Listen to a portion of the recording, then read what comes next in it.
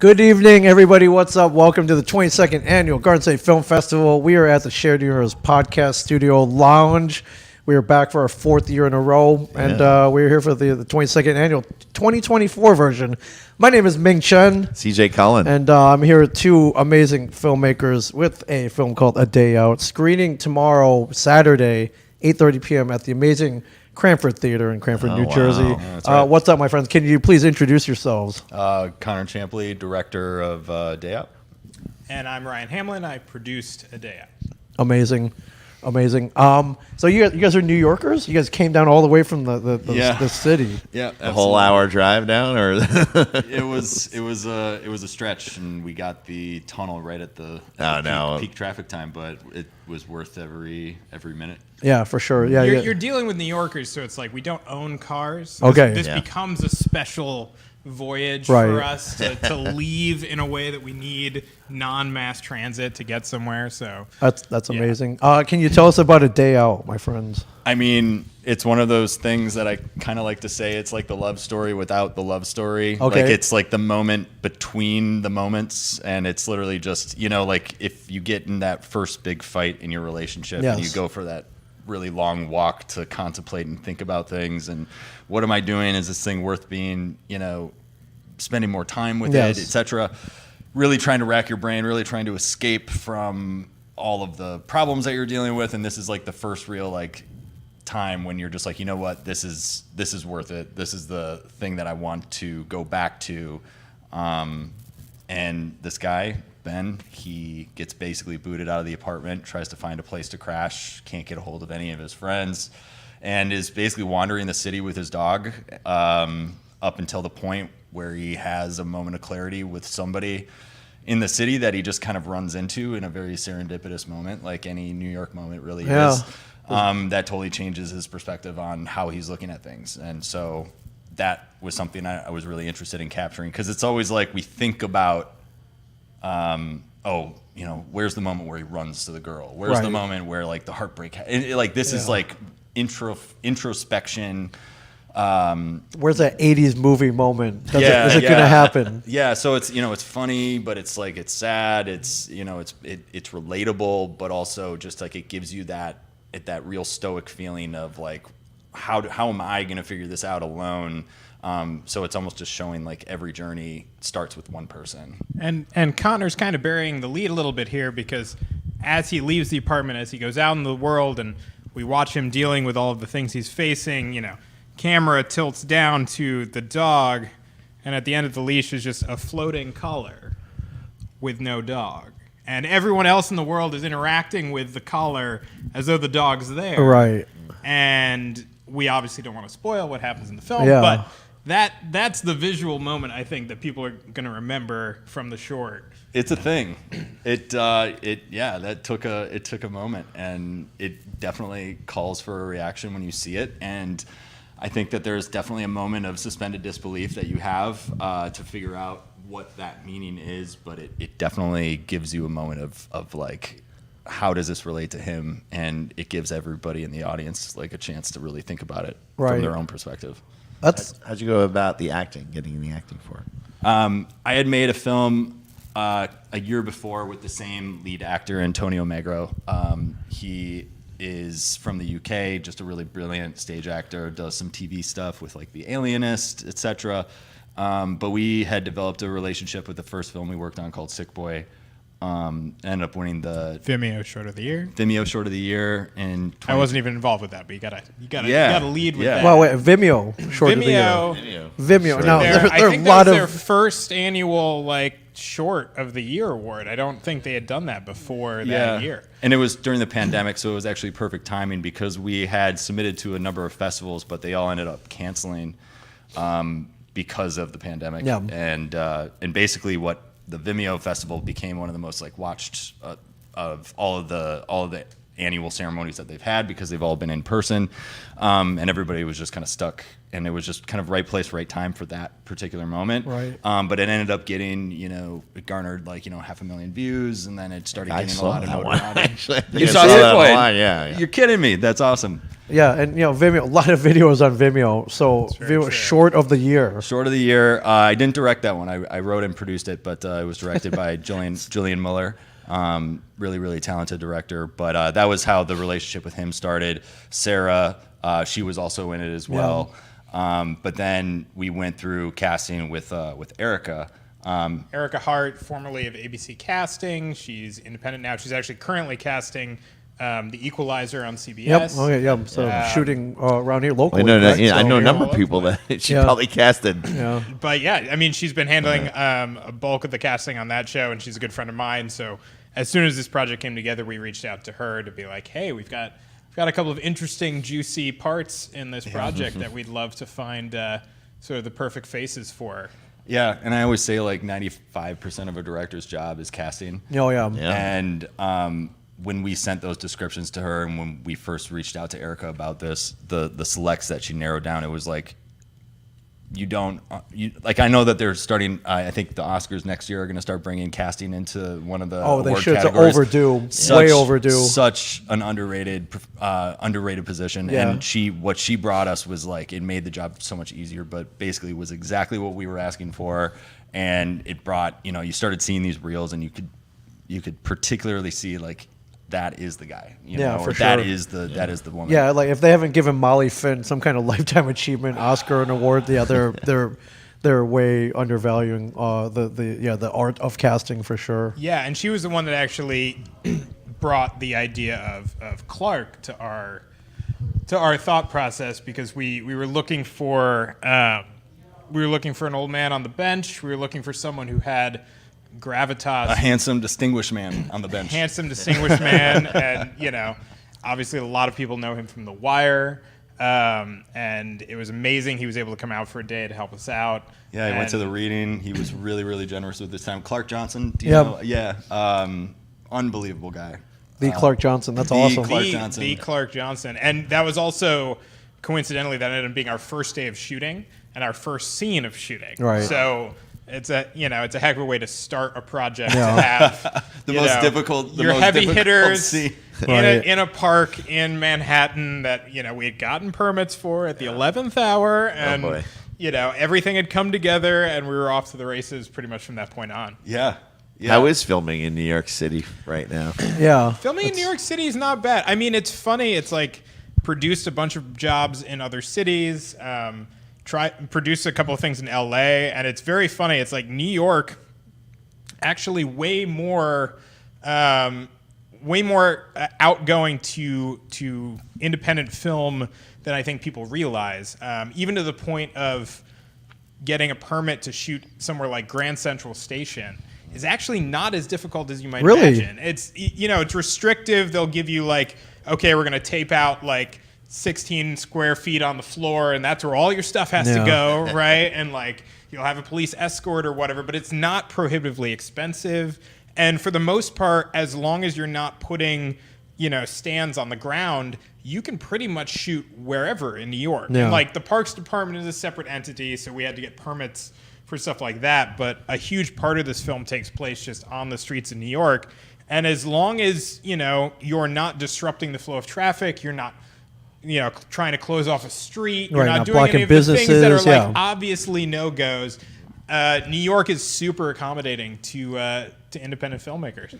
Yeah, and the last scene of the film was the first scene that we had shot, which was Okay. the most difficult, which involved the most amount of people. Yeah. And I like to credit Ryan for getting us that location at Stuytown Park. But my favorite visualization was he had to basically go to the principal's office of the school next to the park Right. and sit in one of the little chairs, like waiting for her to come in and basically grace us with the blessing to shoot there while the kids were all out in Again, recess, like shooting and Like disrupting. a scene out of Uncle Buck. Yeah. Like no matter. Pretty much. I mean, Yeah. it's one of those things where like you think you've planned everything, and then you show up and you're like, oh, okay, so the park's okay, but where we want to put our van is not okay because the school's right there, and we Yeah. haven't talked to them yet. You just kind of have to, you button up your collar and you try and remember you're an adult because you're about to walk into the principal's office, and you don't want that. You don't want to shrink away from that moment. But yeah, again, I mean, couldn't be more complimentary of how cooperative everybody was, and Yeah, that's awesome because we were just talking about this. So many even big budget features try to substitute like Toronto or Vancouver for New York. Yeah, all the time. They're like, oh, we're saving money. They won't notice. We notice. Yeah. Everybody notices. You can't. Yeah. You can't really substitute New York City. No, Just I agree. there, you really can't. 100%. And agree.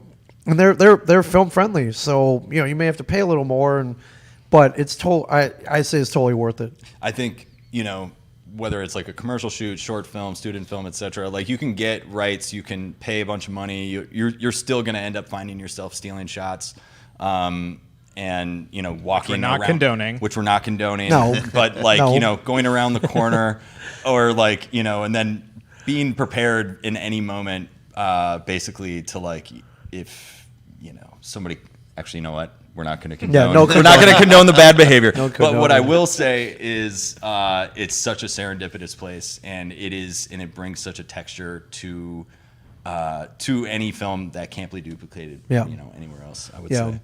So this short, was there one particular incident that maybe inspired it, or what was the inspiration behind this? I mean, I'm not going to say it was autobiographical. Okay. But I might have done that exact same thing at one. I think we've all been time. through that moment where we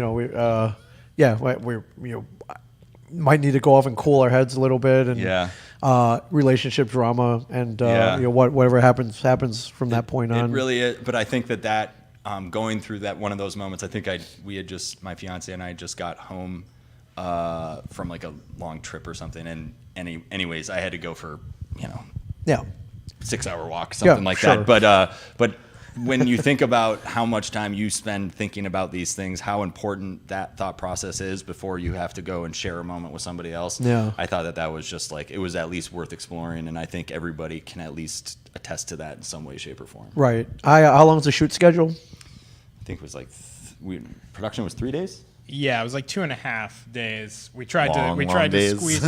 They weren't that bad actually, because we always had the apartment to kind of double back to, because we had a couple of interior scenes, but they weren't small days. We had a one-er walk and talk in Times Square, which is always fun and exciting. The only advice I think we have for that is shoot very shallow focus so that you don't have to have people running around getting people to sign releases or whatever. Releases for stuff. Right. And, but we did Times Square, we did Stuyvesant Park, we did a whole bunch of street photography in various places, because there's a big montage element to the film, and so that's definitely one of those things that you want to make sure. Like when I started talking to Conor about the project and he shared with me the script, it was like, I want to make sure you're aware that every time you cut in this montage to a new spot, that's a spot we have to find. Right? Yes. We have to pick up our crew and move them to a new spot and drop the bomb. True, Yep. yeah. So the logistics of making that work on, the non-budget that we had was definitely part of that conversation very early. And that's probably the best advice I think we have, is like, what you don't have in terms of money in independent film and in short film, you do technically have in time. Like, as long as your shoot date is far enough away and you make that time to have all those conversations, hopefully you're solving those problems, because on bigger budgets, like we both come from the commercial world, where they throw a lot of money at you. Well, it's not even that. It's just like when something goes wrong, you have a certain level of confidence of like, I do have money left. Little that safety I can net. throw at the little problem safety when net it made comes out up. of money. Right. As long as the whole thing doesn't go up in flames, you have that safety net. And when you're self-financing things, when you're running up a credit card, again, not things that we would ever recommend people to do, but every day that you can work through the problem and just try and, visualize yourself on that street corner looking around, you're like, what don't I have? It's like, oh, I don't have a bathroom. So maybe I should go and talk to some of the businesses around there and figure out if anyone will let me use their bathroom for our crew and stuff like that. So it's like all the prep work you can do. You can never do enough prep. But I think, when you don't have money, then use your time, especially in prep, as wisely. Well, as possible. I think if you can cut down on just time. Yeah. And 2.5 days that's amazing. I mean, that's very quick. So. Oh, thanks. But 2.5 days. That's 2.5 days of feeding people and just figuring that out, and Ryan like definitely orchestrated that. I think also coming in with a game plan, really setting yourself up, setting the sandbox up, giving yourself freedom to kind of maneuver by setting up the boundaries earlier on. Like a lot of these locations were in a particular location, were based around a central location around where I live. But the advantage to that was, as a part of my dog walking route, I would always be able to double check and go to each location to kind of try to visualize where are we going to set our camera up. If, we were going to sit here, where are we going to go? That kind of, brought the storyboards out and kind of looked at that as kind of a Bible for a bit. But then once you kind of have that cemented in, that gives yourself freedom to play. So if that shot doesn't work, we're already over here. What if we put the camera over here? Yeah. But and that also gave you a chance with Bradley, the DP. Bradley Credit, the DP. Yeah. You guys had a chance to think about, because this was your walk and because you were going to a lot of these places, you were seeing them at different times of day too. Yes. So there was a scheduling element there too of like, we're not lighting these street scenes in any way really, because again, we're not putting stands down. We're not impeding pedestrian traffic. So it's like, then it becomes like, okay, it's very specific that we have to be here between 11 and 1 p.m. because that's where the lighting's the best. And then we break for lunch, and then we go to here to be here between 2 and 4. And like, we pick those times because these places look the way we want them to look. Yeah, and the last shot is at the end of the day, which is the end of the day in the actual story, and just kind of like you said, which was Union Square. Planning around the sun is a whole other thing. Yeah. And I didn't even realize that, but it was. I can't believe we pulled that off. Amazing. That's awesome. That's awesome. So tomorrow, Saturday, at the CRANFORD Theater, 8:30 block. CRANFORD Theater, that's right. And I love you guys are driving back and forth from the city. We'll be there. We'll be there. Time in the car is privacy time for New Yorkers. So, for sure. We'll be enjoying the quiet and abiding by the road rules. For sure. And the the CRANFORD Theater is amazing. It's a nice theater. Our friend Doreen will Yeah. definitely take care of you. And like I mentioned when you got in here, some of the best popcorn in New Jersey. If you guys I love some popcorn. That's good. Popcorn. Last time I was there, I was like, hey, can I just go back there and just get my own? They're like, yeah, sure. And it was one of the greatest days of my life. Do you like take a bin and take it home with you? I didn't. I think I could have taken a garbage bag full if I asked, and maybe I should have. Maybe it's not too late, but you got a couple of days. You can sneak back in there. I do. I just saw the owner. She's over. Actually, we can go meet her. She's over at the gala right over now. here. Yeah. Let's do it. Yeah. So Doreen, shout out at the CRANFORD Theater. So great. Like guys, are you working on anything right now? Yeah.